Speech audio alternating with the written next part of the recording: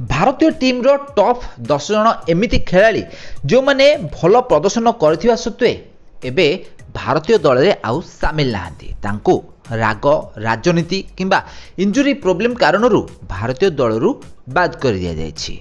तो एभली आज 10 जन खेलाड़ी मान विषय जानिबा, तेणुकरी भिडियोटी को पूरा शेष जाए देखंतु। आ या पूर्व जदि चैनल को सब्सक्राइब करना हाथी ताले सब्सक्राइब करी पाखरे आसुवा बेल आइकन टी को दबाई दियंतु। तो फ्रेंड्स आम लिस्टर प्रथम नंबर आसुचंदी युजवेंद्र चहल। तो आपण माने युजवेंद्र चहल बोलिंग तो निश्चित भाव में देखिथिबे। आईपीएल से एबे खेलुथिबार नजर आछंती। जबरदस्त बोलिंग करी टी20 क्रिकेट रे भारत को से बहुत थर जीतेछंती। इंटरनेशनल क्रिकेट रे धोनी थिबा समय रे से बहुत सारा मैच खेलछंती, किंतु धोनी जिबा परे से आउ भारतीय टीम रे नजर आसी नाहंती। केवल आईपीएल रे ही से सीमित रहि जाइछंती। जेते भल प्रदर्शन करबा सत्वे युजवेंद्र चहल को भारतीय दल रे शामिल करा जाओ नै। किछि तथ्य सूचना मिली कि राजनीति कारणरू युजवेंद्र चहल को आउ भारतीय दल रे शामिल करा जाओ नै। तांको कोच किंबा कैप्टेन रोहित शर्मा पसंद करते नहीं। तो एही कारणरू भारतीय टी20 दल रे ओ दिनिका दल रे तांको खेला जाओ नहीं। यहाँ पर द्वितीय नंबर रही ईशान किशन। तो आपण माने ईशान किशन को बैटिंग तो निश्चित भाव में देखिथिबे। Wicket keeper batsman Ishan Kishan गत 2 वर्ष हम भारतीय दल तरफ बहुत भल प्रदर्शन करछन्ती। एमिति कि सबुठारु कम बॉल रे 200 हासिल करथिबा बैट्समैन भी मध्य ईशान किशन बनिवार रेकर्ड रखिछन्ती। हेले दुर्भाग्यवशतः तांको एबे भारतीय दल रे शामिल करा जाउ नै। आ यार मुख्य कारण रहिछि बीसीसीआई सहित ईशान को झगड़ा। बीसीसीआई ईशान किशन को कहिथिले कि डोमेस्टिक मैच खेलिया पई, हेले ईशान किशन सफा सफा मना कर देइथिले। आउ मजाक करथिबार नजर आस्थिले दुबई रे। आउ एही कारणरू बीसीसीआई ईशान को ऊपर लागिथिला। आउ तांको सेंट्रल कॉन्ट्रैक्टर भी मध्य बाहर कर देइथिला। आउ एही कारणरू ईशान किशन एबे भारतीय दलरू बाहर चलछन्ती। आउ तांको जागा नेबा पई एबे ऋषभ पंत फिट होई फेरी आछन्ती। तेणुकर ईशान किशन को आउ भारतीय दल रे स्थान मिलुथिबार नजर आसु नाही। यहाँ पर तृतीय रही रविंद्र जडेजा। तो आपण मैंने जानी 2009 मसीह डेब्यू करते भारतीय टीम रे रविंद्र जडेजा। आउ निजर ऑलराउंडिंग परफॉर्मेंस पे से बहुत थर अवार्ड्स भी पाई सारी। तो वर्तमान समय रविंद्र जडेजा फॉर्म खराब चलती। भारतीय दल में लगातार भाव में स्थान मिलुला बेले से भल प्रदर्शन कर जगह नेबापी अक्षर पटेल, हार्दिक पांड्या और शिवम दुबे भली खेलाड़ी प्रस्तुत हो रही। तेणुक रविंद्र जडेजा क्यारियर एवं शेष होबार सीमार रही। ताहले रविंद्र जडेजा को एबे प्राय 36 रु 37 वर्ष भी हो गलानी। तो एते सब प्रोब्लेम रही कारण रविंद्र जडेजा आगामी किछि दिन मध्य भारतीय दल सहित आउ नजर आसपारे ना बोली आशा करा जाउछि। यहाँ पर चतुर्थ नंबर रही ऋतुराज गायकवाड़। ताहले ऋतुराज गायकवाड़ आसंता वर्षे 2 वर्ष पर्यंत भारतीय टीम रो जड़े स्थायी मेंबर हो पारे ना बोली आशा रखा जायछि। ऋतुराज गायकवाड़ जड़े जबरदस्त टैलेंट खिलाड़ी अटंती। से डोमेस्टिक लेवल ले आईपीएल ले बहुत भल प्रदर्शन करथांती, किंतु दुर्भाग्यवशतः तांको भारतीय दल रे स्थान मिल पारु नाही। तो आपण माने यार मुख्य कारण जानिथिबे शुभमन गिल आउ रोहित शर्मा। भारतीय दिनिकिया दलर एही ओपनर 2 जण भारतीय दल में ओपनिंग करुछन्ती। तेणुक ऋतुराज गायकवाड़ स्थान भारतीय टीम रे ओपन करने मिल पार ना। तृतीय नंबर विराट कोहली, चतुर्थ नंबर श्रेयस अय्यर यही बड़ खेलाड़ी रोला बेले ऋतुराज गायकवाड़ जिते भल प्रदर्शन कले भी भारतीय दल में स्थान मिलुथिबार नजर आसुना। ताहले केवल रोहित शर्मा, विराट कोहली रिटायर्ड पर ऋतुराज गायकवाड़ को भारतीय दल में स्थान मिल पारे बोली आशा करा जाउछि। यहाँ पर पंचम नंबर रही संजू सैमसंग। ताहले संजू सैमसंग को भाग्य बहुत मात्रा खराब। आपण माने जानिथिबे Sanju Samson IPL domestic level रे जबरदस्त परफॉर्मेंस करती। शतक उपर शतक, रन उपर रन से स्कोर करथांती, किंतु तांको सहित कौन हुए के जानी जेतले भारतीय दल रे से खेली थांती, इंटरनेशनल लेवल रे से तले खेली थांती, तांको भाग्य तांको साथ दे न थाए। से बहुत खराब खेली थांती, खराब बेपुरा शॉट मारी आउट होई थांती, जहा द्वारा तांको आउ भारतीय दल रे शामिल करा जिबार सिलेक्ट करा जिबार भी मध्य आउ कैप्टेन किमा कोच कर नजर नाहांती। गत श्रीलंका सीरीज रे आपण माने तांका परफॉर्मेंस देखिथिबे, बहुत खराब शॉट खेली 2टी मैच रे 0 रन करी से आउट होइथिले। तो एई भली दुर्भाग्यवशतः आउट होगा कारण तांको भारतीय दल में सामिल आउ करा जाई न पारे बोली आशा करा जाउछि। यहाँ पर रहिछन्ती 6 नंबर भुवनेश्वर कुमार।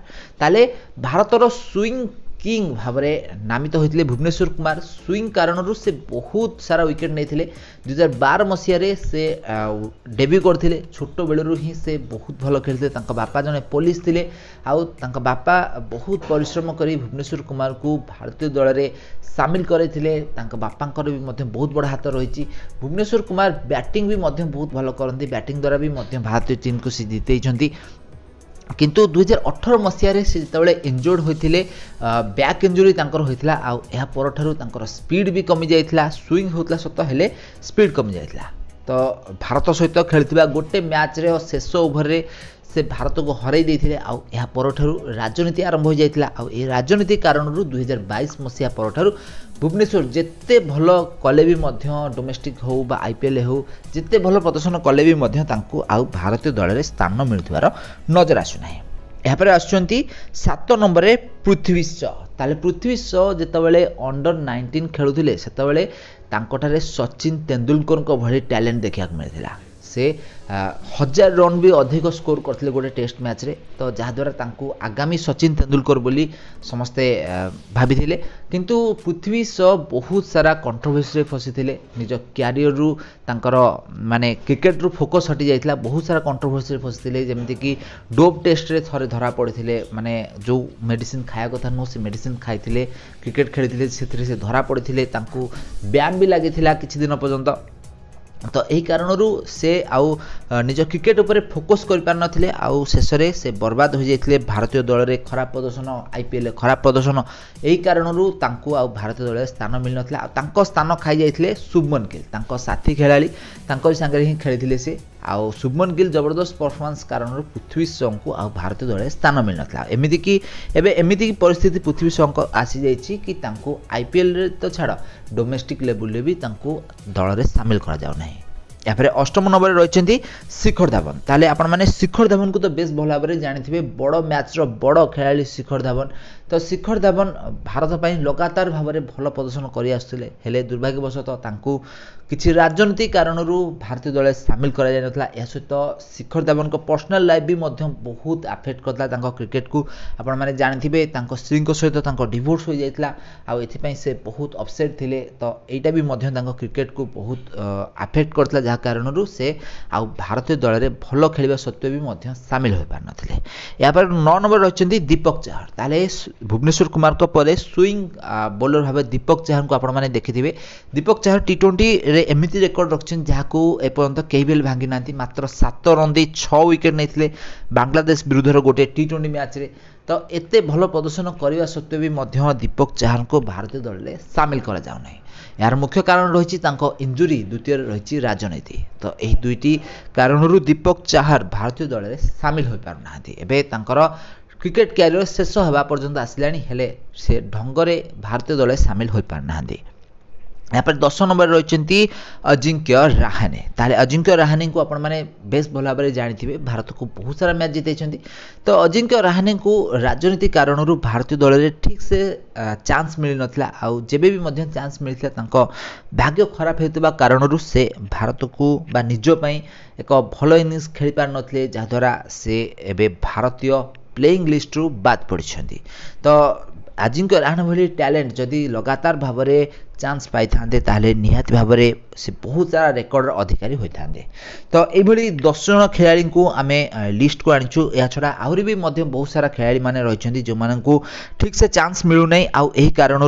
प्रतिभा बाहर को आसी पारु नहीं जदि ठीक से चांस मिलता ताले यही खेलाड़ी माने भी निजर रेकर्ड बनाते सचिन विराट रोहित को भली रेकर्ड बनाते किंतु दुर्भाग्यवशतः एमाने रेकर्ड बन पारना या छड़ा शार्दुल ठाकुर शिवम दुबे आउ एमती किसी बहुत सारा खेलाड़ी माने रही जो मानू भारतीय दल में ठीक से चांस मिलूनी जदि भी चांस मिलूची ताहले से माने परफॉर्मेंस कर पारना आउ तांको बैक भी करा जाउ नहीं तो यही कारण यही खेलाड़ी माने रही जाउछंदी आगो को बढ़ी पारुना तो फ्रेंड्स आपण मानू आउ केउ केउ खेलाड़ी मानू नजर रही से माने एमती भल चांस पाइथिले भल क्रिकेट खेली पारथांते बहुत सारा रेकर्ड अधिकारी हो पारथांते तो ये क्रिकेटर मानक ना आम कमेंट बॉक्स निश्चित भाव में कमेंट करूँ आ वीडियो को शेष जाए देखुथिबारु आपण मानू बहुत बहुत धन्यवाद जदि भल लगी वीडियो को लाइक करंतु।